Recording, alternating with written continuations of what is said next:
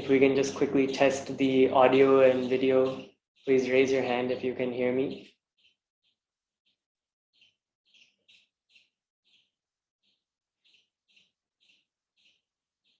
And raise hand, please remember it's a feature in your screen. It's not you doing this actually.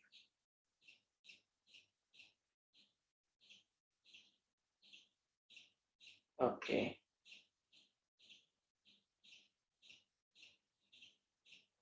All right, looks like enough people can see and hear me. So if you can just lower all the hands, please.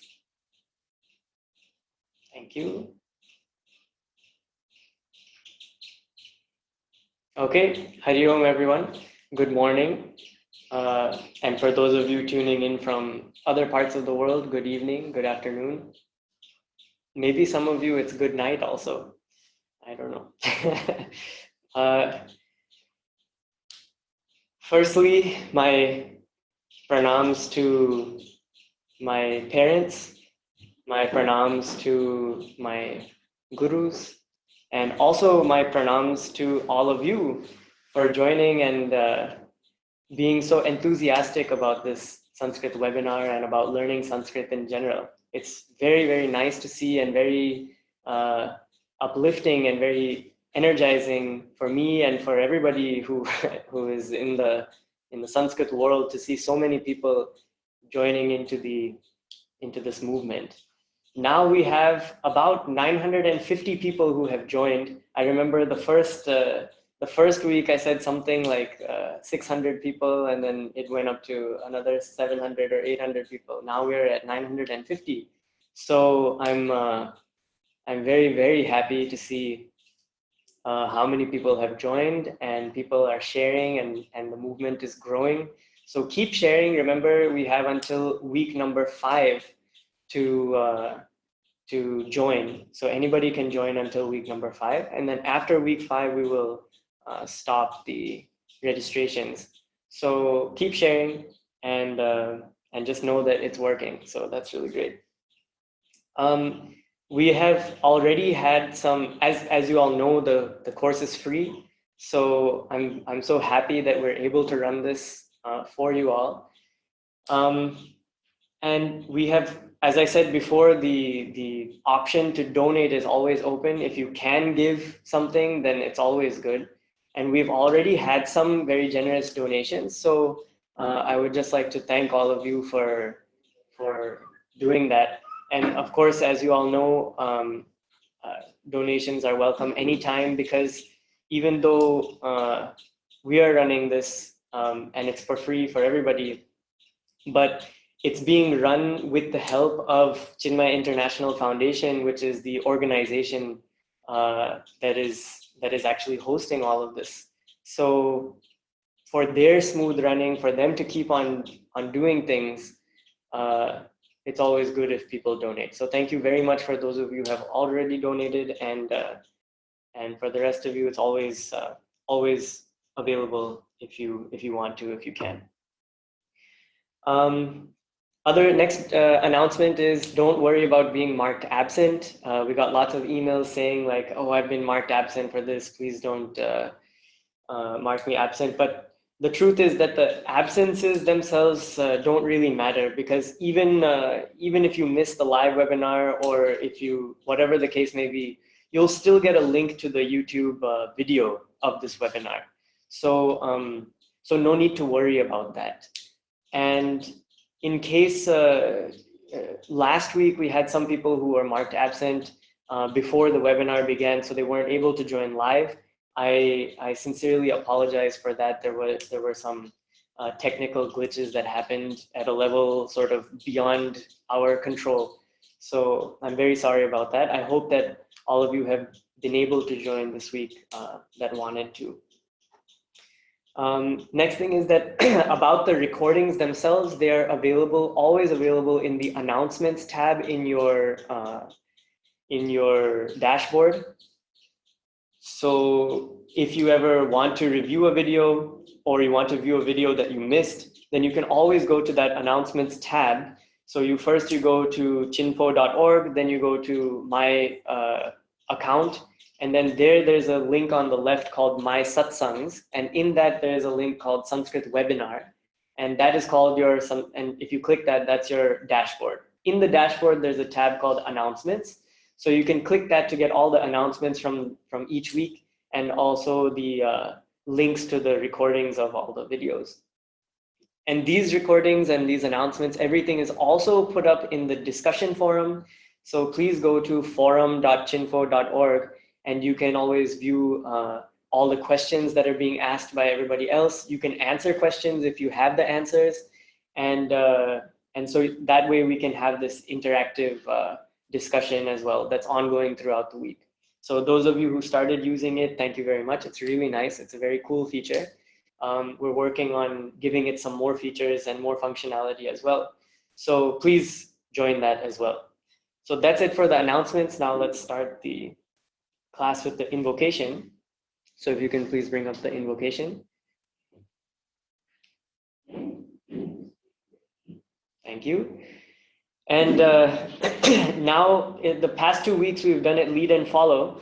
So I think maybe we can just say the invocation together from now on. Okay. Vakratunda Mahakaya Suryakoti Samaprabha Nirvignam Kuru Me Deva Sarvakaryeshu Sarvada Ya Kundendu Tushara Dhavala Ya Shubhra Vastravrita Ya Veena Varadanda Manditakara Ya Shveta Padmasana Ya Brahmachyuta Shankara Prabhritibhir Devais Sada Vandita Samam Patu Saraswati Bhagavati Nishesha Jagyapaha Saraswati Namastubhyam Varade Kamarupini Vidyarambham Karishyami Siddhir Bhavatu Me Sada Yenakshara Samamnaya Madhigamya Maheshwarat Kritsnam Vyakaranam Proktam Tasmai Paninaye Namaha Ajnanandhasya Lokasya Jnananjana Shalakaya Chakshurunmilitam Yena Tasmai Paninaye Namaha. Okay. So now, from now on, we'll just be saying that invocation together. It's up in the notes section of week 1. So if you go to the Google Drive, where I have uploaded all of the homework, notes, helpful materials, etc., then you go to the folder called week 1. Then you go to the folder called notes. And in that folder, there will be 2 PDFs now. I've uploaded a new one as well. One PDF is the PDF of the invocation, which we just did, and one is the PDF of the conclusion, which we will do at the end. So download those and you can learn them. You can listen to the YouTube video for the tune and all that. And some of you mentioned that you like the tune, so I would just like to say that this is a tune that I learned from some of my Nepali friends whom I studied with in the Gurukul where I studied. And so it's this Nepali mountain tune, which I find very beautiful. So that's why I sing it in that tune. And I hope you like it. I hope it's new for you and also very delightful as it is for me. So last time we concluded the alphabet, and we saw the way in which language affects our minds. We saw the way in which language is the framework for all of our experiences and the importance of language in our lives. And so with that knowledge, we started looking at Sanskrit. And so the first thing that we learn in Sanskrit is known as the Varna Matrika. And Varna Matrika means the alphabet. So we learned the alphabet. And if you can share my screen once, Srijitji, then I can review what we did.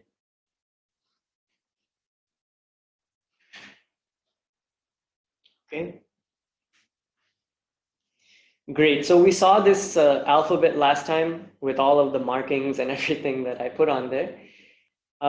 This is the alphabet with the vowels on top, also known as swara, and the consonants known as vyanjana. And so we saw that all of the consonants and the vowels are made in these different places in the mouth. So we started with kantaha, and maybe I can circle it here, although I'm sure you can see it.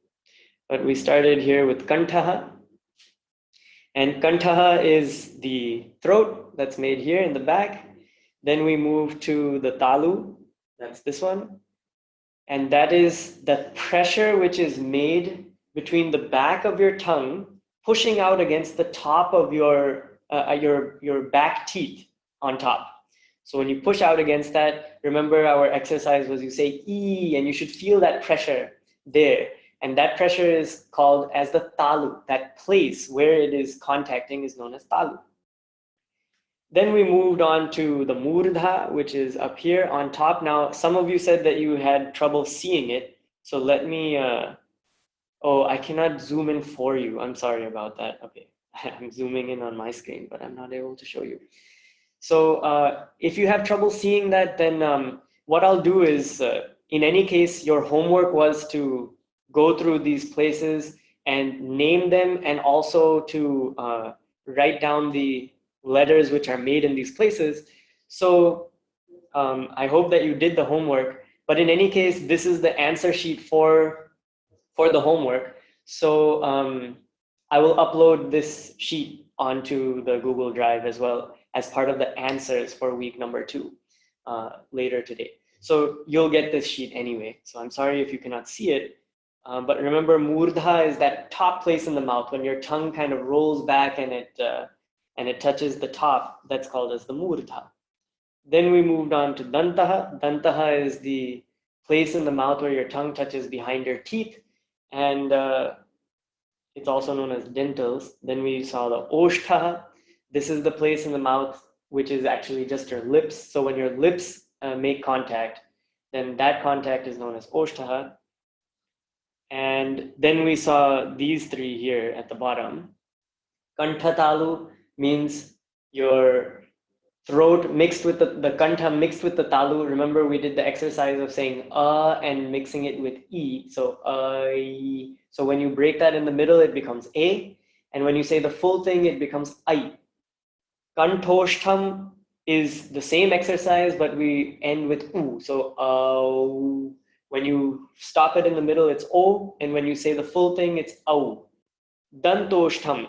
Remember, we talked about the pronunciation of va as not being wa or ba, but rather is va, because it requires both the danta, that's your teeth, and oshtham, that is your lips. So when your bottom lip touches your top teeth, that is called dantoshtham, va, and you get this pronunciation va. And then we saw that some of these letters, which are the 5th letter in the 5 vargas, which are those 5 main rows, the row of ka, cha, ta, ta, and pa, and those rows, remember, are known as ku, chu, tu, tu, pu. The 5th letter of those, which is nya, na, nya, na, ma, those 5 letters are made here in the nasika. So the nasika is your nose, but it's not only made in the nasika, it is made in the kantha as well. So we got one question in the discussion forum, and others asked me as well, that then shouldn't the name of these things be called kantha nasika or talu nasika or something like that? But actually the truth is that you are not mixing the two to say it. You are using both of them independently to say these letters. That's why the way that it's described in the Sanskrit literature is these letters are made in the kantha. The contact which happens is in the kantha or the talu or the murdha or danta or oshtha. But they also use the nasika in order to be made. So they are known as kantha or talu or murdha or danta. But then it says nasika cha, and cha means and in Sanskrit. So nasika cha means, and they also use the nasika to be pronounced. So that's why they're not known as kantha nasika or talu nasika or something. It's not known like that. So it's not a mixing of the two in the same way that Kantha Talu is actually a mixing of Kantha and Talu. Okay, wonderful. So that is the, oh, it's not, 1 second.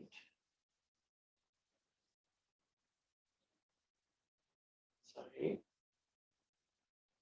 Okay, the iPad seems to have frozen.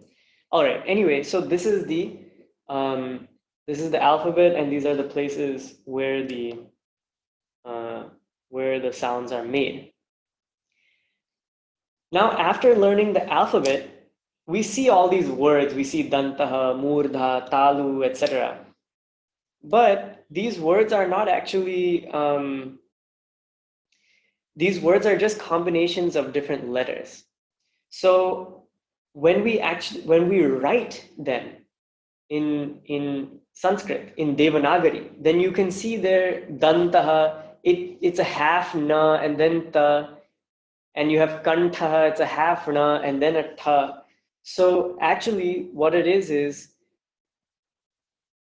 these letters are put together one by one, but when you read it, it looks like they've been kind of mashed together. So when I say the letter ka, and I ask the question, how many letters are there in ka? Then what would your answer be? One of you, yeah. Five. No, just the letter ka. How many are there? 11. Ka. How many letters are there, you say? Ka and ka. Yes. So normally it feels as though there's one letter there. Ka. I've said ka. But actually, this is two letters. This is ka. That's ka, half a ka, and a next to that. Ka cannot be said without the help of the letter a. So now you can stop sharing the screen. Okay, now we're going to try this again because the iPad seems to have paused. Don't share the screen just yet because the iPad is restarting. So now I will try again. And then I can show you more clearly. Okay, now can you please share the iPad?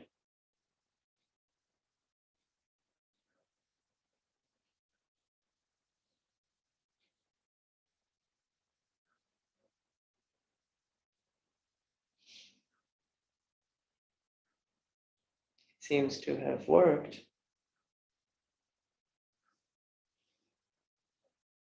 Okay, well, it shows that it's connected on the iPad, but it appears that it's not appearing on the screen. All right, that's okay.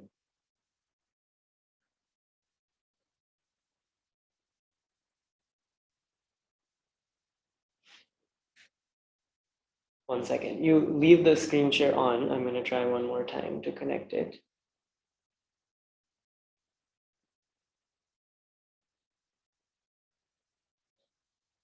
It's connecting, but not showing. Okay, can you stop the screen share and try one more time, please?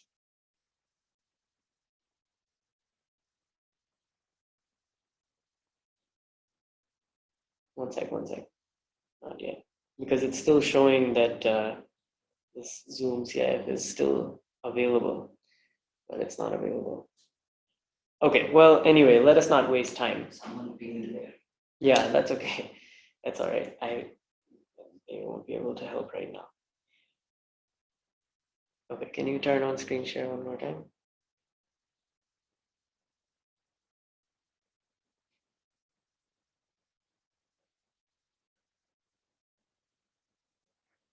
Okay, great. It's worked. Okay. So this is where we were at. We had all these different places in the mouth. Here's another way of looking at the alphabet. Here we have the different places in the mouth listed out. You've got kantaha, talu, murdha, dantaha, dantostham, oshthaha. And so I've listed them in order from back to front. And then in the middle there, you've got a, I on the right side. because those are kantoshta. So I mean kantha talu. So I put them there after talu. And then you have kantoshtam with o au. So I put them there after oshtaha. And then nasika cha I have said here in the bottom. Let me circle it for you. This thing right here that says nasika cha. And what I'm referring to with this is these letters here. So that is na, nya, na, and ma. Those ones are called nasika cha. So this is another way to look at it. I'll upload this also on the website, on the Google Drive. So we had this question, what about kshatragya? We covered it already. Okay, so now there's something, when you write a word, here I have written two words, namaste and pushpam. When you write a word, that word looks like it's one thing there, namaste, but in Sanskrit we consider that to be a combination of different sounds. All of the letters of the alphabet come together like this in order to make one word. So when you see it letter by letter, that is known as Anupurvi. Anupurvi is absolutely essential when we start learning grammar, which we'll start today, so I'm very excited about that. But Anupurvi is this way of breaking up the letters so that you see them one at a time. On the left side, you see Namaste, and Namaste is written as one na, ma, half a sa, ta, and with a a after, on top of it in Devanagari. And in the Roman transliteration, it's just written with all of the letters together. So in fact, it's actually clear, which is good. But please recall that after this week, I won't be using Roman transliteration anymore. So I hope that from week 1 to week 3, you would have practiced the Devanagari exercises that I shared with you enough that you can now catch up. We are not going to be doing long readings or anything like that. So you don't need to worry. It's only going to be like this, 1 word, 2 words at a time. So here you have namaste. It doesn't look like much, but when we break it apart into its different letters, then you find there's a na, and you see this little, oh, I keep on opening the pen. You see this little mark here at the bottom of na, that little diagonal line. That line at the bottom of na is what is known as the avasanam. It's a particular marker that shows you that it is without any vowel. So that na sound there is actually na without a. That's what that little marker signifies. So if we've taken the a out, then where do we put it? We put it next to it. So you've got na, and then a, and these two letters together look like this here. Then you have, again, the same thing with ma. You have that ma with the little diagonal line under it. Then a, then sa without any vowel, then ta without any vowel, and then a, the final vowel there. So this is called Anupurvi. Anupurvi literally means something like that following the other. So when you are following the thing before you, but what it means is breaking apart each letter of the alphabet from all the others. This is absolutely essential to understand before we move on, because each letter has its own, you can say something like a chemical makeup.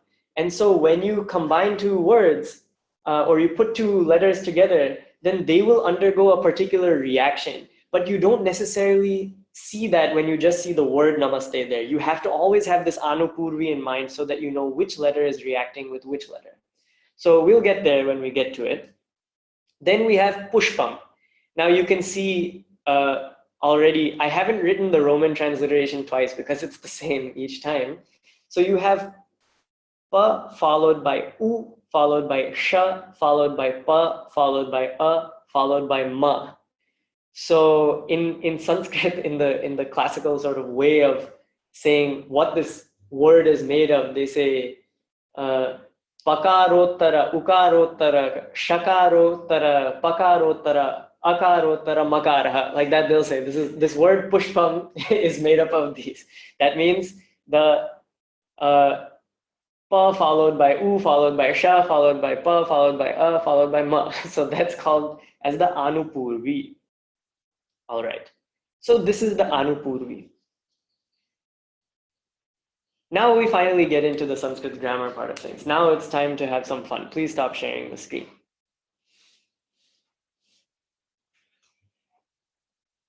I'll tell you a story. The story of modern Sanskrit grammar. The story of modern Sanskrit grammar starts with a little boy. Once upon a time, there was a little boy who was born and was growing up in this place called Takshashila. Takshashila. And his name was Panini. And Panini was a fool. Panini was a fool. He was a foolish boy. He was what you call in Sanskrit as a mudha or a murkha. And everybody used to make fun of him all the time. Everybody used to say, oh, Panini, you're such a fool. You will never amount to anything in life. Somebody came and he read his horoscope and everything and said, you will never do anything great in life. You are a fool. And he went to school and he heard every day, ah, Panini, why can't you answer any questions correctly? You are a fool. And then he grew up like this and he finished high school. And then finally, he decided, you know what? I want to go to college. And everybody said, Panini, what will you do going to college? You won't amount to anything. Everybody already knows that. So he said, no, I want to go to college anyway. I want to experience the college life.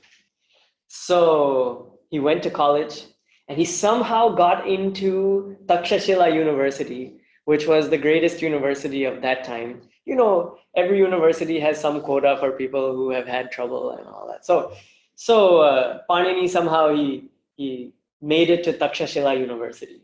Okay, now he's there in Takshashila University, and he decides to major in a subject called Vyakarana. And Vyakarana means grammar. So he's going to study Sanskrit grammar. He's like, this is the popular subject of the day. You know, in those days, the way that Indian parents really want their children to become doctors and engineers today, in those days, those same parents really wanted their kids to become Vayakaranas, or people who study Vyakarana. They really wanted them to, it's like, my son will become a Vayakarana. My son will study Vyakarana and he will do great things in the world. So every parent wanted their kids to study Vyakarana. So the kid might have been like, but dad, I wanted to study yoga. And the dad is like, no, you will study Vyakarana. So Panini went to university and he decided to study Vyakarana because it was the jock subject of the day. It was the popular one. It was the one where everybody was like, oh my God, he's a Vyakarana. Oh, how dreamy. So he decided, I'm going to be a Vyakarana. So he gets to university and he's studying, but he's not understanding anything. Panini was like, this is so hard. It's so difficult. And his teacher used to make fun of him, just like high school. He's like, oh man, college is just high school repeated. But those of you who are in college now, you may know what I'm saying. Sometimes it becomes like high school all over again. So he was like, this is high school all over again. I'm again being made fun of by my teachers. I'm again being made fun of by my, and he had one co-student, and this co-student was called Katyayana. And Katyayana was a genius. He was absolutely brilliant and every teacher loved him. And so Katyayana was like the teacher's pet. There's always a teacher's pet, you know? And everybody always looks at the teacher's pet and says, man, I wish I was like that. Or they are like, man, thank God I'm not like that. I don't know. It depends on you. So he, being the teacher's pet and being the one who always wanted to please the teacher, when the teacher would make fun of Panini, then he also would look over at Panini and be like, you're such a fool. You don't know anything. You don't know what you're doing. Why did you decide to become a Vayyakarana? You don't belong here. You don't deserve this. Drop out, drop out, drop out. So then Panini said, no, I'm going to do this. But one day it seems that the making fun of him and all that got to him finally. And he said, enough is enough. I quit. But he didn't really quit. He said, I'm going to leave this university. So he left Takshashila University. You can say he dropped out, kind of like Steve Jobs dropped out, or like Bill Gates dropped, or, lots of people drop out. Einstein was a dropout. Everybody, all these great people were dropouts. I don't know why it works like that.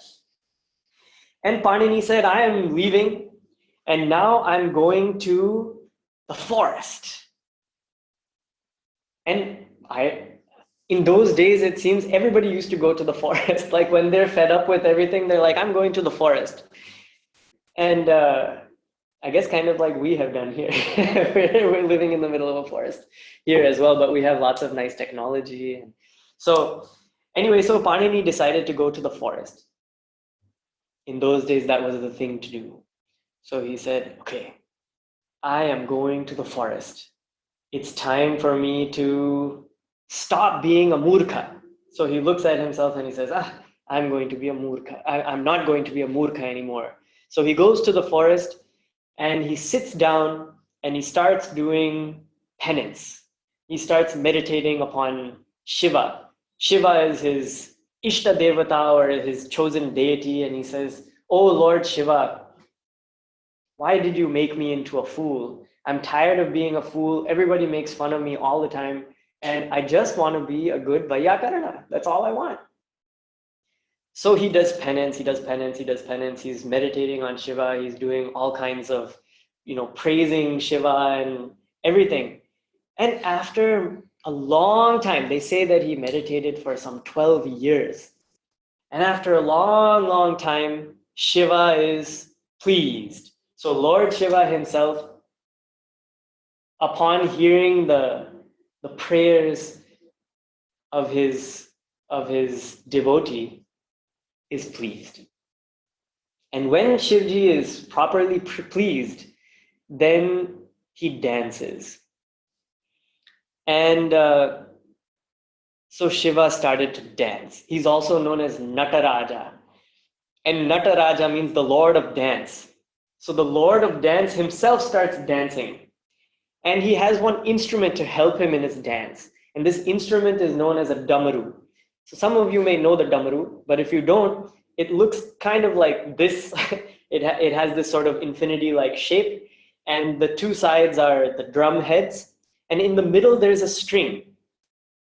And that string is connected to a little bead at the end. And so when you play it, the way you play it is by rotating it really quickly like this. And when you rotate it like this, then the string goes and hits one side, then it hits the other side, then it hits one side.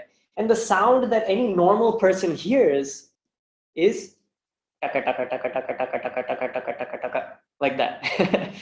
So Shiva played his damaru 14 times, they say, like this. And normal people who watched Lord Shiva appear and start dancing, that's what they heard. They heard taka taka taka taka taka taka taka. But Panini, having done intense penance, having purified his mind, and having focused with single pointed vision on Vyakarana, the study of Sanskrit and Sanskrit grammar, he did not hear taka taka taka taka taka.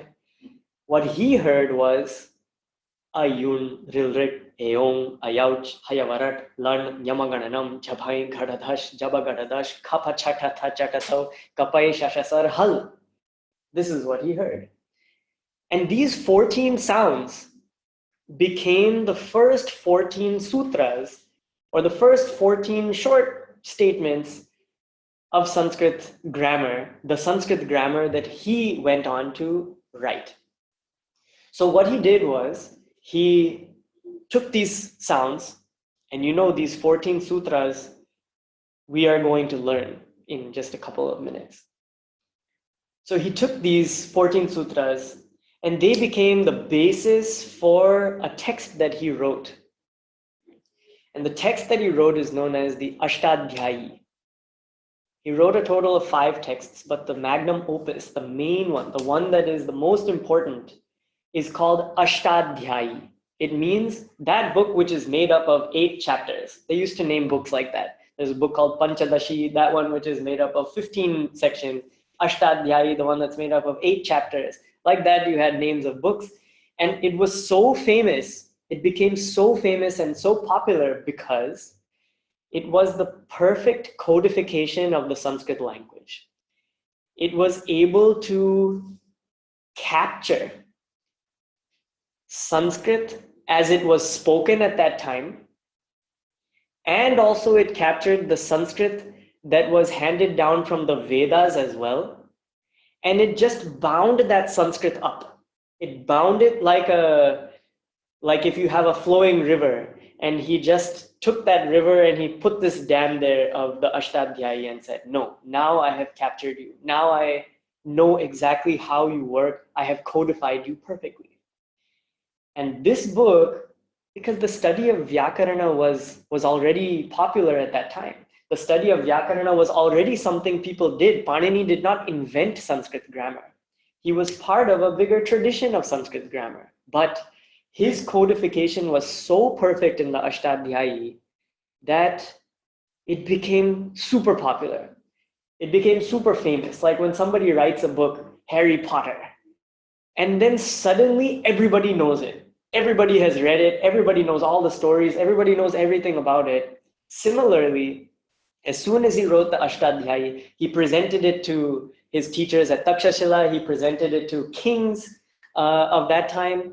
And everybody was like, this is perfect. There is really nothing more perfect than this. And even today, we have people who study Panini, and you have so many famous authors who have said that this Ashtadhyayi, Panini's sutras, Panini's work, is the greatest achievement of human intelligence in all of history. And we will learn why in this class. This class is about exploring why it's so perfect and so cool. So we will be exploring that here. But it became so famous that every little child also knew about Panini. And so there's this saying about Panini, which is A Kumaram Yashaf Panine. That A Kumaram, all Kumaras, all little boys, all the little boys and girls, all the little kids of that time, even they knew about Panini because he was so famous. And even they used to study his system because it was so easy. And you'll find that it's really, really easy. We're not going to do anything that is hard in this class. So in case you're looking for, I want that easy way to study Sanskrit grammar, but nobody is giving it well, this will be that, because we are going to study according to the way that Panini wrote it. And it became so famous that his good friend Katyayana, if you remember from university, who used to laugh at him and call him a fool, Katyayana became jealous. Katyayana said, wait a second, I was the genius. I was the one who was going to do great things. I was the one who was going to be famous and write this new Sanskrit grammar that was going to change the world. How did this fool, this Panini, this nobody, how did he suddenly write this amazing text? This cannot be. So he wrote a commentary on Panini's Ashtadhyayi, which is known as the Vartika Sutras, the Vartika, Katyayana's Vartika. And in Vartika literature, what you are allowed to do is not just comment upon things, but also criticize. This is that one section of Sanskrit literature where you find criticism of the text that it's commenting upon. So he wrote Vartikas on every sutra. He said, I've had enough of this. I'm going to break this apart. So he wrote Vartikas that say, hey, Panini, you forgot this here. You forgot to do this. You should have put this in. You should have done this. You should have done that. So he, in fact, added to what Panini had done. Then, some 200 or 300 years later, another great soul was born called Patanjali. You may have heard of Patanjali. By the way, his name is pronounced Patanjali. It's not pronounced Patanjali or Patanjali or Patanjali or not. It's Patanjali is his name. Patanjali was born and he wrote a commentary upon the Ashtadhyayi and the Vartikas together. And it was so big, it's in 85 volumes, that it became known as Mahabhashyam, the great commentary. That's what it became known as. And that's just what it's called. It's just called Mahabhashyam, the great commentary. You don't have to say it's a Sanskrit Mahabhashyam or it's this, that. No, it's just Mahabhashyam. It's the great commentary. And so these three people, Panini, Katyayana, whose other name is also Vararuchi, and Patanjali, are known as the three Muni, the three sages of Sanskrit grammar. So when we study, we use all of them. They all three have given us valuable things. But of course, our real Bhagwan, the starter of this tradition is Panini. And so when we do our pranams, when we do our prostrations, then we do that to Panini, because without him, we wouldn't have Sanskrit grammar the way it is today. He bound the language in such a way that the Sanskrit that they spoke then is the same Sanskrit that you and I speak today. It remained the same for that long. Some vocabulary may have changed, but the grammar, the way in which the language flows, the way in which we create new words, all of that has remained exactly the same. So then the question must be, so what were those 14 sutras? What exactly was it that he heard? So now we learn that. So if you can share my screen one more time, please.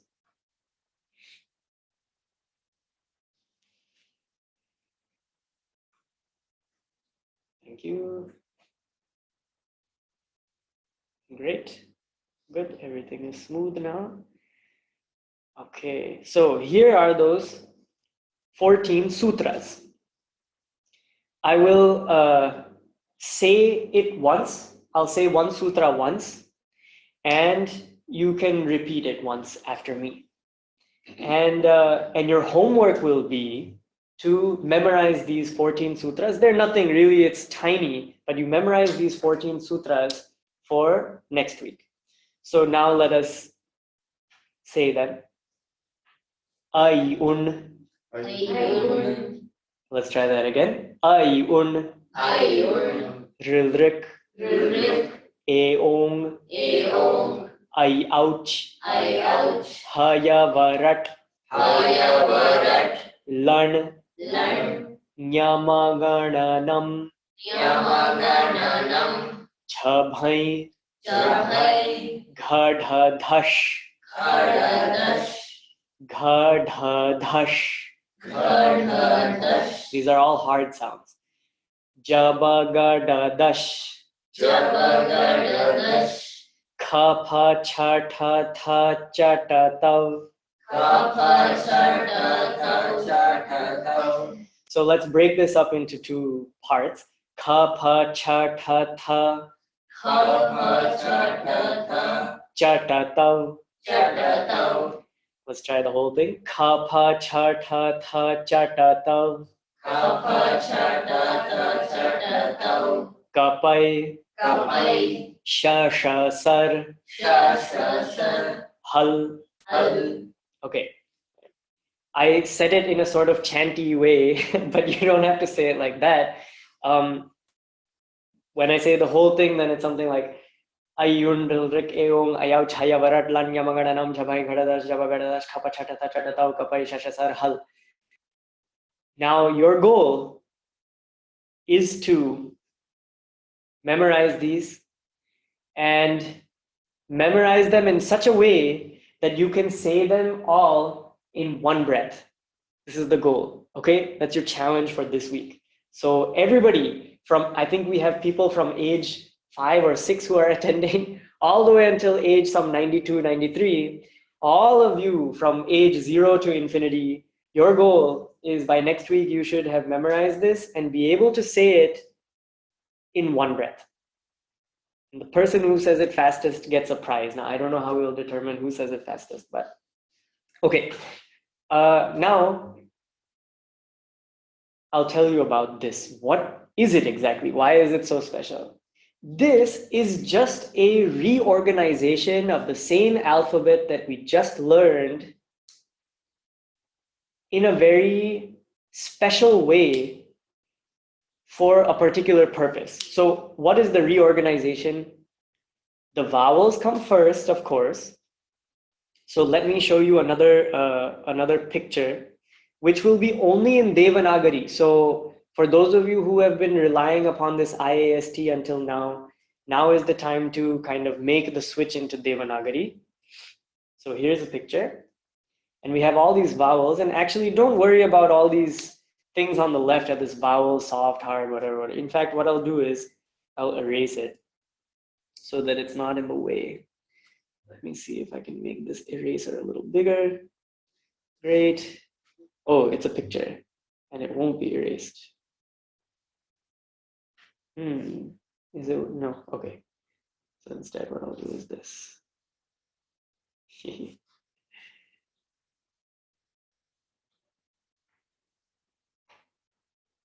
Excellent. Okay. Not to be worried about, hence erased. So here we have our vowels, which come first. Okay.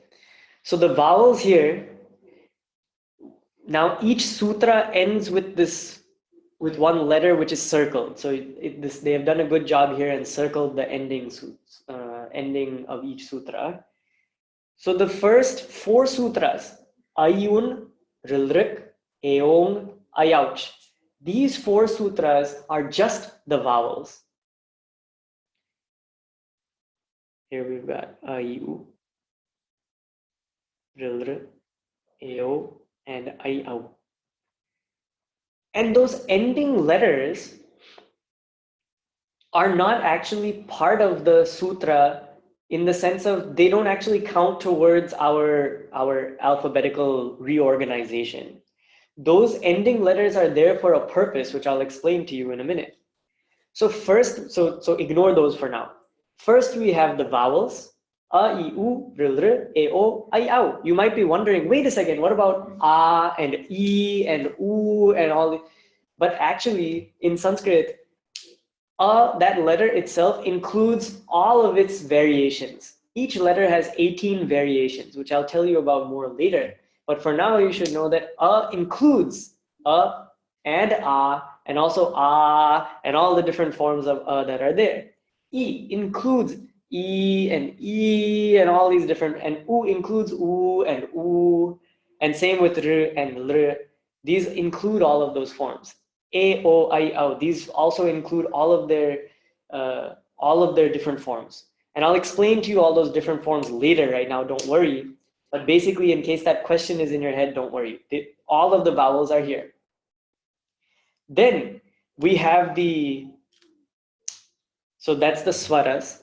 Then we have the semi-vowels, which are here and here. And these semi-vowels are known as antastha in Sanskrit. Antastha.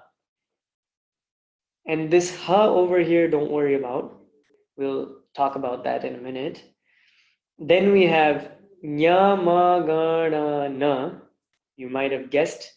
These are all the nasals, or the 5th letter of those vargas of kuchu, tutu, pu. These are those 5th letters. Then you have jha, bha, gha, dha, dha. These are all the 4th letters. Ja, ba, ga, da, da. These are all the 3rd letters. Ka, pa, cha, ta, tha. These are all the 2nd letters. Cha, ta, ta, ka, pa. These are all the 1st letters. And these letters from nya all the way until pa here are known as sparsha. They have also a technical term called sparsha in Sanskrit grammar, because they are the ones where the true sparsha or touch, that contact happens. Then we have sha, sha, sa, and ha.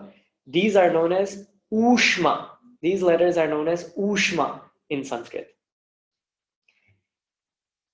So the way these work, you might be wondering, like, so what was the point of rearranging the alphabet? It's already there. You already explained how systematic it is and scientific it is, blah, blah, blah. Then why did you have to rearrange it again? And the reason is because this way, he is able to refer to many different sounds at the same time in one syllable. How does it work? So let me remove these little things that I drew. Okay. How does this work?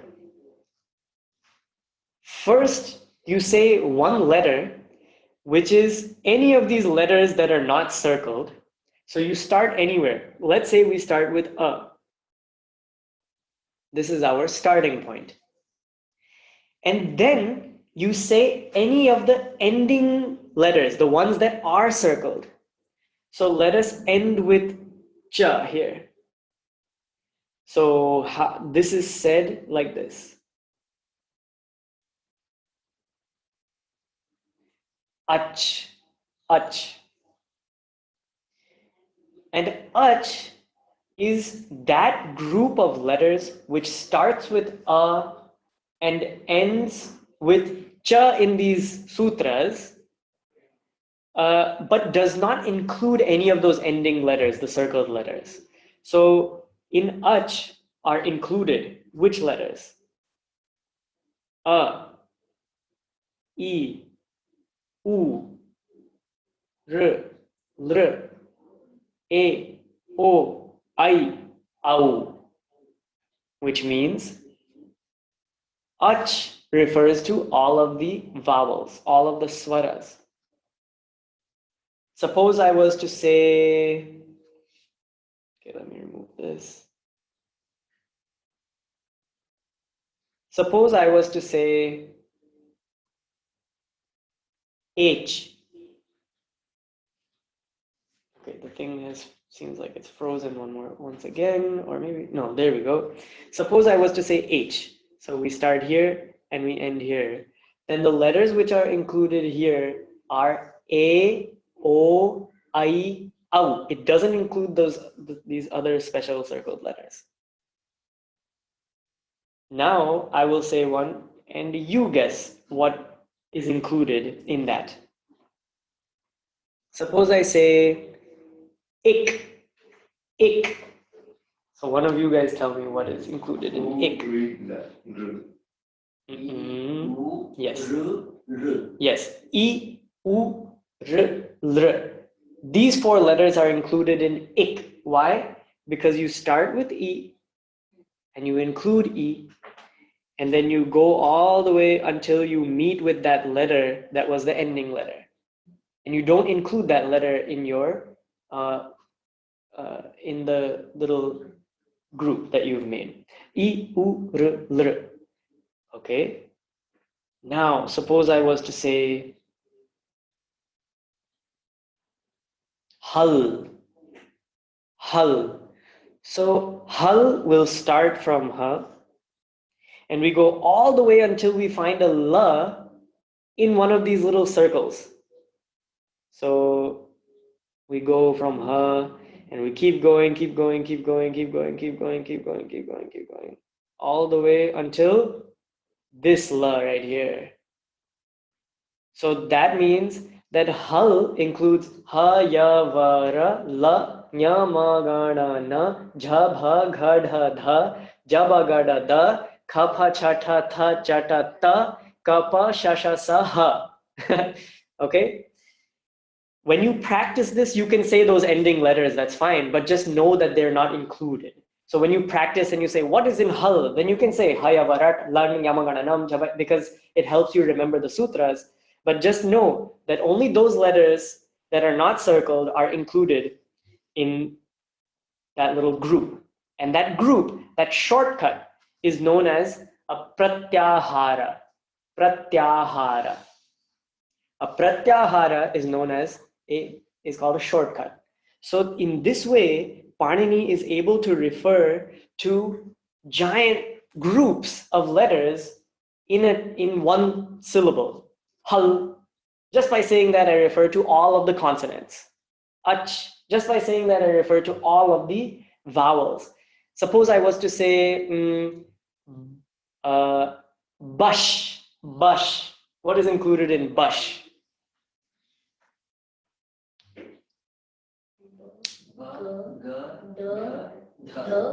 Not the, but the. That's all. Yeah. Ba, ga, da, the. That's all. Just these 4 letters. Because you start with ba and you end here. Bash. That's all. Ba, ga, da, da. So remember, you can start anywhere in any of these letters, the ones that are not circled, and you end with one of the circled ones here, like this. And these are called pratyaharas. Why is this special? Why is this something awesome? Is because if by doing this, Panini has made it so that his Ashtadhyayi can be this big, tiny. Instead of, when I want to refer to all the consonants, he would have to say Haya Vara Lagyamagana Jabagana. He would have to say that every single time he wants to refer to all the consonants. So that way the Ashtadhyayi would be taller than me. But this way he's able to keep it this short. That's the genius of these sutras. And the name of these sutras is the Maheshwara Sutras, because they come from Maheshwara, who is Shiva. So because they have come from Shiva, they are known as Maheshwara Sutras, also known as Shiva Sutras. And these are 14 in number. And these 14 form the basis for Sanskrit grammar. And we will use them more. We will go more in depth later, starting from next time. But for now, this is enough. So you now know the story of Panini.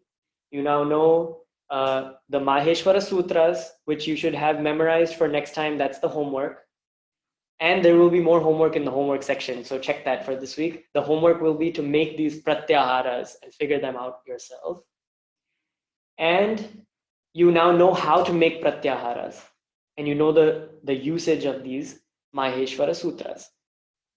So now I'll take 1 or 2 questions from the chat. And then, so you can stop sharing the screen, yes. And then we will conclude in a couple of minutes. Okay. Okay, scroll down.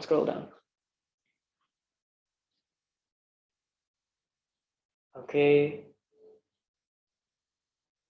Can you write Anupurvi? I'll put that in the notes so you can see it very clearly. Okay, thank you. Keep going. Okay, go down. Which language was practiced at that time? Good question. At that time, there were lots and lots of local languages, local dialects, and along with those, the pervading language would be Sanskrit. So that's why studying Sanskrit was so popular, because it was so pervasive. But there were many, many languages all the time. There's always many languages simultaneously. Okay, let's go. Oh yeah, someone has answered that. Wonderful. Keep going. That's okay. Keep going. Ah, yes, this is the question. Why are there 2 h's? Okay, that's the real question that comes out of this. Wonderful. Thank you for asking. The 2 h's are there because sometimes Panini wants to refer to ha and it goes only with the antastha. So that'll be ha, ya, va, ra, la, or it goes only with all the soft sounds. Ha, ya, va, ra, la, nya, ma, ga, na, na, jha, bha, ga, dha, dha, ja, ba, ga, da, da. So sometimes he wants to refer to it with that, and sometimes he wants to only refer to that. So he includes it there. And sometimes he wants to refer to ha also with the ushma, which is shasha sa ha. So sometimes you have shal as a pratyahara, which refers to shasha sa ha. So he wants to include ha there. Sometimes you have chal or you have khal. And so this pratyahara includes ha there also. So for those 2 purposes, in order to keep them separate, he has just put ha twice. Instead of every single time he wants to say ha in one of the other ones, he has to say ha separately. He didn't do that, so he put it there. That's why there are 2 ha's. Okay, keep going. Okay, that's it. Wonderful. I'm so glad that we were able to. Hal appears twice. So if I say hal, it could be just ha, right? Yes, it could. But then in that case, you wouldn't say hal, you would just say ha. If you're going to make a pratyahara, shortcut, then there's no point of saying hal there. So you can just say ha if you're just referring to just the letter ha. Can we say har instead of hal? Yes, you could, and that would refer to all the same letters. But because you need these two has, and it's easier to just have one at the start and one at the total end, so we just say hal instead of har, so that there's no confusion. All right. Pratyahara literally means a shortening. Pratyahara means taking something long and putting it into a tiny space. Okay, what do we do with all sounds in between hal? I'm not sure I understand the question perfectly. But I think what it means is when you say hal, then what happens to all the stuff in the middle? All of that is included in hal. When he says hal, he is referring to ha, ya, va, ra, la, nyama, ganana. So we will find out the usage of this later, like exactly how does he use it later. But for now, I want to give you the tool. We are right now making the base. Then we will put the bricks and the pillars, and then finally we will enter the house and live in it. But first we have to make the base. So this Maheshwara Sutras is the base for all of Sanskrit grammar. I think we'll end there. So let us say the conclusion, which if Srijitji can just put it up on the screen. And then remember your homework, which is to remember the Maheshwara Sutras, these 14 sutras, memorize them, be able to say them in one breath like this. Ayun ridrik eong ayaw chayavarat lan yamagananam jabhai gadadash jabagadash kapachatata chatatav kapai shashasar hal. And check the homework section on the Google Drive. If you're not able to find the Google Drive link, remember those links are all there in the announcements tab in your dashboard and on the discussion forum. So now let us conclude. Please go ahead and share the screen. Okay, this is our concluding mantra. And this is found in a couple of Upanishads in the Vedas. This is a Shanti mantra. So you find it in the end of the Ishavasya Upanishad. You find it in Brihadaranyaka Upanishad. And this is a Shanti mantra. We always end with the Shanti mantra. And I'll explain the significance of all of these things in another session. Okay. Om Purnamadah Purnamidam Purnat Purnamudachyate Purnasya Purnamadaya Purnameva Vashishyate. Om Shanti Shanti Shanti. Harihi Om Shri Gurubhyo Namaha. Harihi Om.